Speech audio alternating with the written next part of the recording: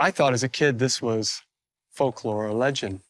And that a lot of people still think of it in biblical terms as some kind of legend, but they don't really know that it actually existed.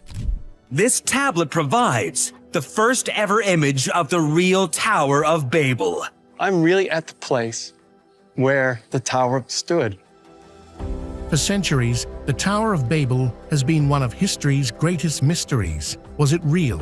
Just a myth? Well, archaeologists might have just found the answer. Deep in Iraq, an ancient structure has resurfaced that could be the legendary tower. And it's not some crumbling pile of bricks, it's a massive ziggurat that's been hiding in plain sight. I'm talking about Ziggurat of Ur. The Ziggurat of Ur is basically one of the coolest leftovers from ancient Mesopotamia. It's a massive tiered temple that's been sitting near modern-day Nasiriyah, Iraq, for over 4,000 years. Built way back in the 21st century BCE, during the early Bronze Age, it was dedicated to Nana, the moon god. Back then, Ur was one of the most powerful cities around. And this wasn't just some random temple, it was a flex. It showed off the city's religious devotion, political power, and insane architectural skills all in one. The guy behind the project was King Ur-Nammu, founder of the third dynasty of Ur. He was all about consolidating power and making his mark, but he didn't live long enough to see it finished. That job went to his son, King Shulgi, who ruled for a solid 48 years and turned Ur into a powerhouse across Mesopotamia. The ziggurat was just one part of a massive city complex, packed with palaces, temples, and administrative buildings. Think of it like the ancient equivalent of a city skyline, with this giant structure dominating the scene. For something built thousands of years ago, the ziggurat was designed to last. Its core was made of mud bricks, covered with baked bricks set in bitumen, a tar-like substance that acted as an ancient waterproofing method. Given Mesopotamia's unpredictable climate, that was a pretty smart move. The whole thing was about 64 meters long, 45 meters wide, and over 30 meters tall. Not exactly a modern skyscraper, but for the time, it was a major feat of engineering. To reach the top, you had to climb a grand staircase, which has been partially reconstructed today. At the summit, there was once a temple dedicated to Nana, where priests would perform rituals and offerings. Unlike later places of worship, this wasn't somewhere the general public could just stroll into. It was a sacred space, reserved for the elite, the priests, and of course, the gods. Over the centuries,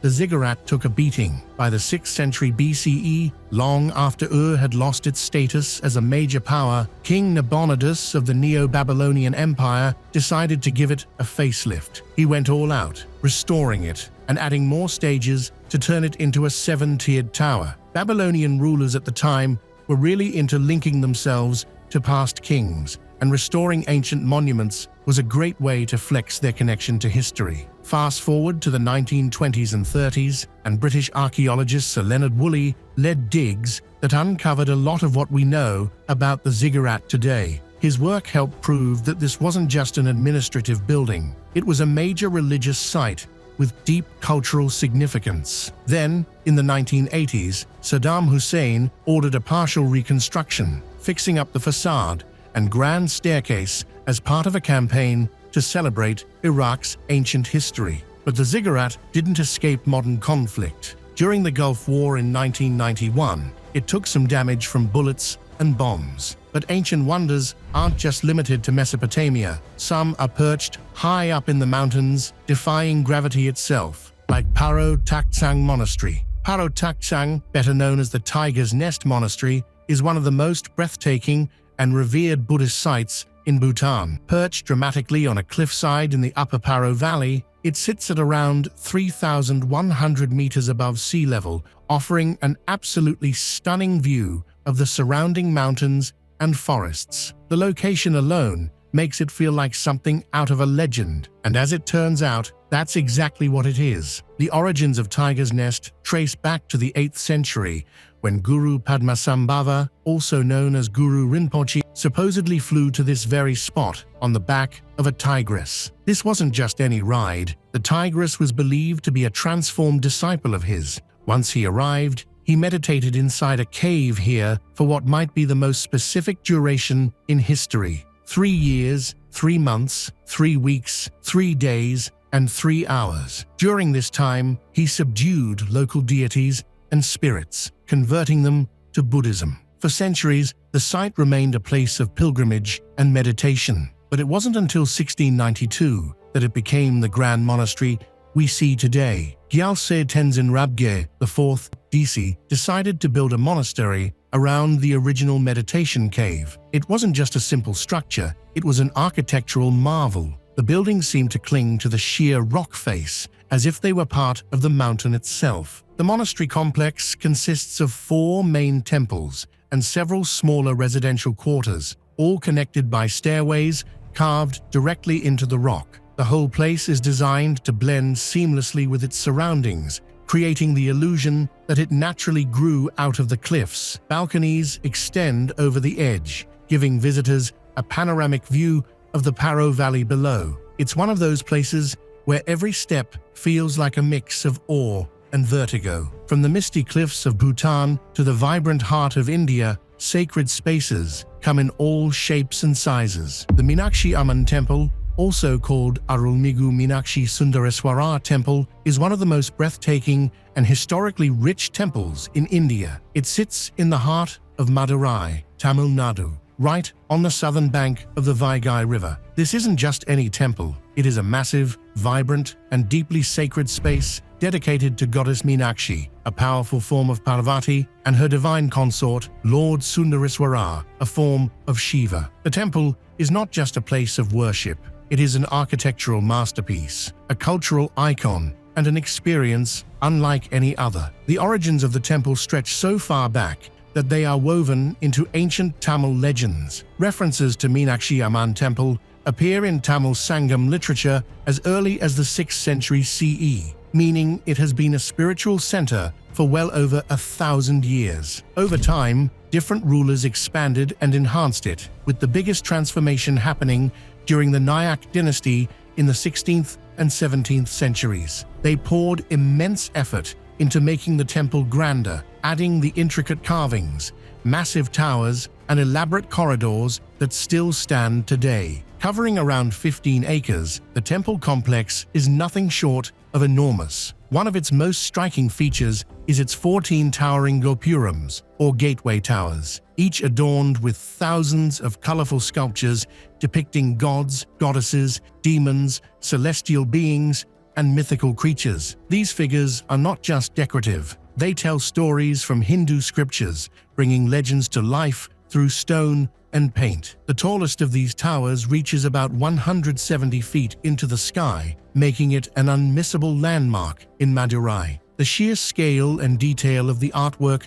are overwhelming, a testament to the skill and devotion of the artisans who crafted it centuries ago. At the heart of the temple is the Potramarai Kulam, or the Golden Lotus Pond. This sacred water tank is surrounded by various shrines and halls, serving as a peaceful center amidst the grandeur. According to legend, the lotus in this pond bloomed with divine energy and was used by the gods to judge the quality of Tamil literature. Even today, it remains an important part of the temple, where visitors often sit and reflect before heading into the inner sanctums. Going from ancient temples covered in intricate carvings to a church that looks like it was carved by a volcano, things are about to get a lot more minimalist. Hallgrímskirkja is hands down one of the most recognizable landmarks in Reykjavik. At 74.5 meters tall, it's the biggest church in Iceland and one of the tallest buildings in the country,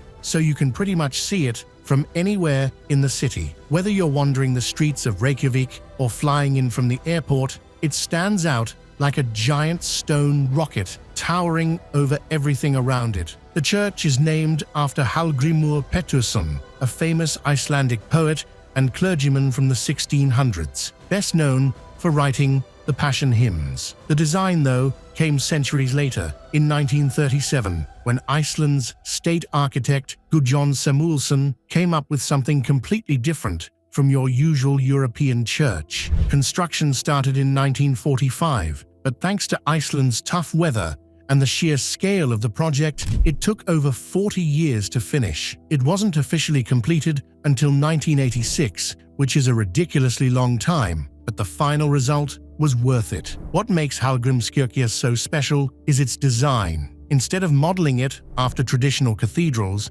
Samuelsson took inspiration from Iceland's natural landscape, specifically the towering basalt columns that form when lava cools. If you've ever seen Svartifoss waterfall, you'll notice the similarity right away. The church looks like it was sculpted straight out of a lava flow, its massive, curved structure rising into the sky like something nature itself built. It's bold, dramatic, and completely unique, making it stand out not just in Iceland, but worldwide. Step inside, and you'll notice it's a lot more minimalistic than many European churches. No fancy stained glass, no gold-covered statues, just clean lines, open space, and a peaceful atmosphere. But there is one seriously impressive feature: the pipe organ. Built by German organ maker Johannes Kleiss, this beast of an instrument is 15 meters tall, weighs 25 tons, and has over 5,000 pipes. It can go from soft and delicate to a full-on earthquake of sound,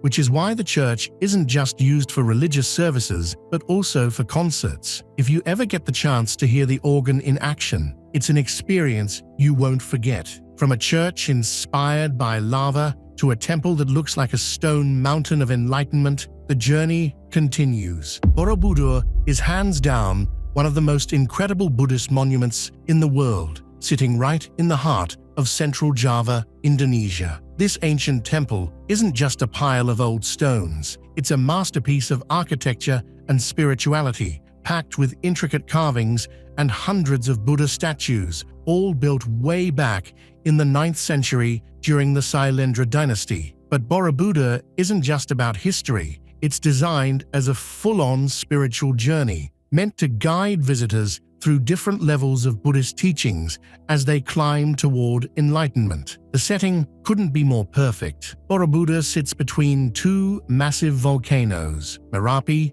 and Merbabu, with the Progo and Ilo rivers flowing nearby. The whole place feels like something out of a legend, surrounded by these powerful natural forces that in a way mirror Buddhist ideas about impermanence and rebirth. It's about a 40-kilometer drive from Yogyakarta, making it an easy day trip if you're looking to dive into ancient history and take in some breathtaking views. The temple was built by the Sailendra dynasty, a powerful Buddhist ruling family during the 8th and 9th centuries. Back then, Buddhism was thriving in Java, and Borobudur was their way of showing devotion, basically a giant, sacred space for worship and meditation. But times changed, and as Hinduism and later Islam became more dominant in the region, Borobudur was eventually abandoned. By the 14th century, it was buried under layers of volcanic ash and jungle growth, left to be forgotten for centuries. It wasn't until 1814, when British Governor Sir Thomas Stamford Raffles happened to stumble upon it, that Borobudur started getting the attention it deserved. Now let's talk about that design, because it's pure genius. Imagine a massive step pyramid with 9 levels, almost like a giant stone mandala. The first 6 terraces are square, leading up to 3 circular platforms, and at the very top sits the grand central stupa. But this isn't just some cool architectural choice. Each level represents a stage in the Buddhist path to enlightenment. At the base, you have Kamadhatu, the realm of desire, basically the world of material attachments, temptations, and distractions that keep people stuck in suffering. As you climb higher, you reach Rupadhatu, the realm of form, where people start letting go of those worldly desires and focus on spiritual growth. Finally, at the top, there's Arupadhatu, the formless realm, symbolizing nirvana, the ultimate state of enlightenment, where suffering and attachments disappear. So walking up Borobudur isn't just sightseeing. It's meant to be a symbolic journey, a way to reflect on life and the path to something greater. From one breathtaking Buddhist monument to another, this next one takes golden grandeur to a whole new level. The Shwedagon Pagoda isn't just a stupa, it's the crown jewel of Yangon, shining bright with gold and history. Sitting on Singutara Hill, it's impossible to miss. Towering over the city and glowing at sunrise, sunset, and pretty much any time light touches it. It's not just a religious site, it's a huge part of Myanmar's culture, spirituality, and identity. There's an old legend that says the pagoda is over 2,600 years old, making it one of the oldest Buddhist stupas in the world. According to the story, two merchant brothers, Tapusa and Palika, met Gautama Buddha while traveling. As a blessing, he gave them 8 strands of his hair, which they brought back to Myanmar and enshrined on Singutara Hill. And just like that, the Shwedagon Pagoda was born. Of course, historians think it was actually built between the 6th and 10th centuries by the Mon people, but either way, it's been standing for an incredibly long time. The pagoda itself is a masterpiece. It stands about 99 meters, 325 feet tall, and is completely covered in gold, real gold. Over the centuries, Burmese people, from kings to everyday citizens, have donated gold plates to keep it shining. And at the very top, things get even more extravagant. The HTI is decked out with over 4,500 diamonds, including a massive 72-carat one. So yeah, it's basically a giant golden beacon. But there's more to it than just the main stupa. The whole complex is packed with smaller temples, shrines, statues, and intricate carvings, reflecting over 2,500 years of Buddhist art and architecture. Every corner has something fascinating. Buddha statues in different poses, detailed woodwork, and vibrant glass mosaics. It's the kind of place where you could wander for hours and still find new things to admire. From golden pagodas to Gothic masterpieces, this next landmark is one of the most iconic sites in Paris. Notre Dame de Paris is more than just a cathedral. It's a symbol of Paris, a masterpiece of Gothic architecture, and a witness to centuries of history. Sitting right in the heart of the city on Ile de la Cité, it has stood through revolutions, wars, and even a devastating fire, only to rise again. Whether you're into history, architecture, or just the magic of old places, Notre Dame has a story to tell. The construction of Notre Dame began in 1163, commissioned by Bishop Maurice de Sully, and it took almost a century to complete. That was pretty standard for the time. These grand medieval cathedrals weren't built overnight. By the time it was finished, around 1260, it was already a breathtaking example of Gothic architecture, with its towering spires, intricate sculptures, and massive stained glass windows. Over the centuries, Notre Dame became the backdrop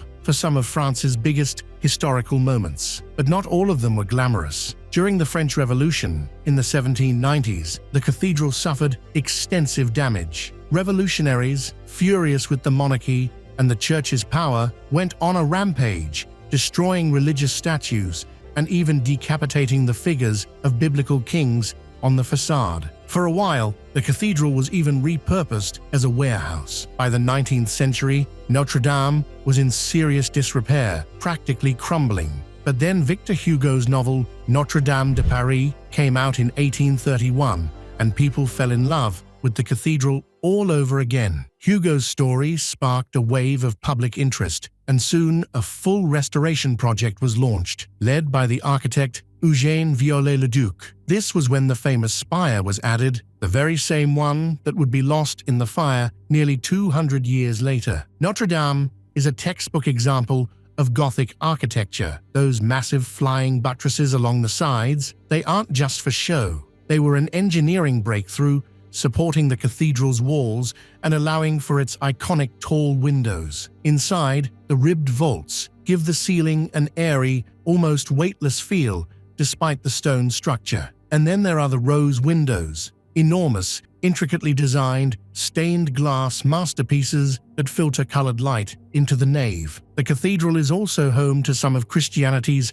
most precious relics, including the crown of thorns, believed to have been worn by Jesus, and a fragment of the true cross. These sacred objects have made Notre Dame an important pilgrimage site for centuries. It's also been the setting for major events, from Napoleon's self-coronation in 1804 to celebrations marking the liberation of Paris in 1944. Then came April 15, 2019, the day the world watched in horror as Notre Dame caught fire. Flames spread rapidly through the wooden framework of the roof, and after burning for hours, the iconic spire collapsed. Firefighters battled desperately to save what they could, and against all odds, the main structure, the towers, and most of the priceless artifacts were spared. Still, the damage was devastating. Now let's head to Uzbekistan, where one towering structure has stood the test of time. The Kalyan Minaret, or Kalon Minaret, is one of those ancient structures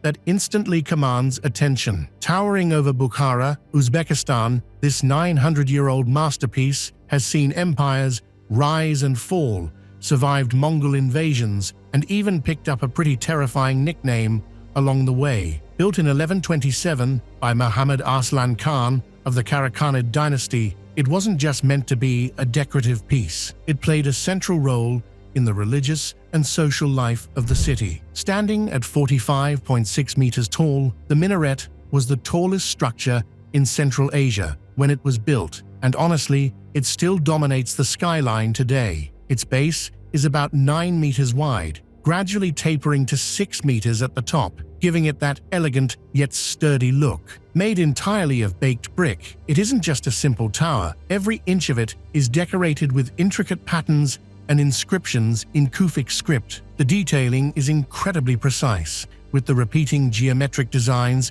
showcasing the artistry of the time. One of its standout architectural features is the top section, which has 16 arched windows set beneath a beautifully carved stalactite cornice known as sharafa. This rotunda-like structure at the top was designed not just for looks, but also to project the call to prayer across the city. Inside, a narrow spiral staircase winds its way to the top, where the muezzin once stood to call people to prayer from the adjacent Poi Kalyan Mosque. Climbing it must have been quite the workout, but the view from up there probably breathtaking. From towering minarets to remote island retreats, history has a way of leaving its mark in the most unexpected places. Skellig Michael, or Shiog Michiel in Irish, is one of those places that looks like it was plucked straight from a fantasy novel. Jutting out of the Atlantic Ocean off the coast of County Kerry, Ireland, this rugged little island has an air of mystery about it, and for good reason. Not only is it home to a centuries-old monastery perched dramatically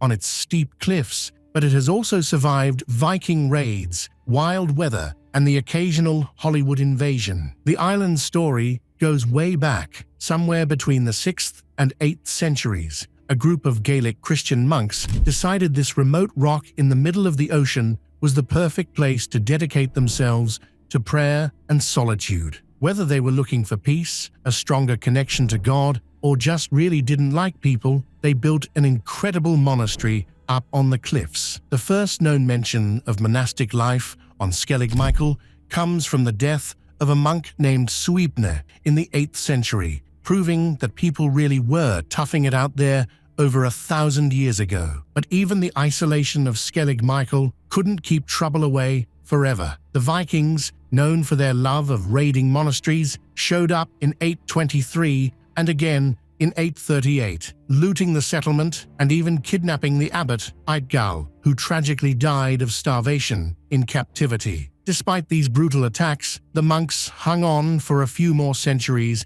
before finally leaving in the late 12th or early 13th century. Why they abandoned the island isn't entirely clear, but it was likely a mix of worsening weather, continuous Viking threats, and changes in the structure of the Irish church. Whatever the reason, the monastery was left behind, and Skellig Michael slowly faded into legend. On the other hand, Las Lajas Sanctuary may not have been built by monks on a remote island, but its origins are just as mysterious. Las Lajas Sanctuary is one of those places that doesn't even seem real until you see it with your own eyes. Perched high above the Guaitara River in southern Colombia, it's a stunning neo-Gothic basilica built right into the canyon walls, with towering spires, intricate stonework, and a bridge that stretches across the gorge like something straight out of history. It took more than 30 years to complete, from 1916 to 1949, and it's easy to see why. Every detail is breathtaking,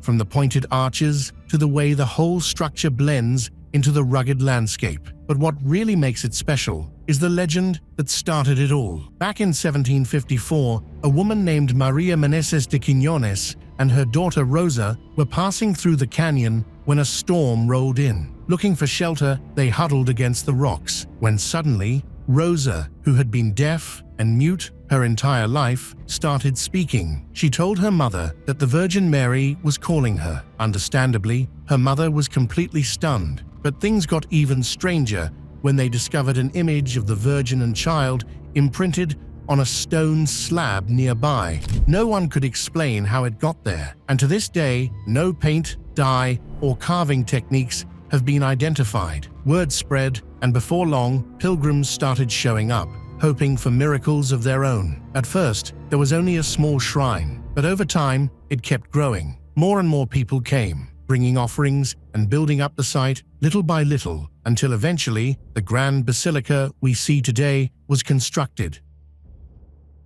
Do you think the Tower of Babel was really found? Maybe there's a secret meaning behind other religious buildings.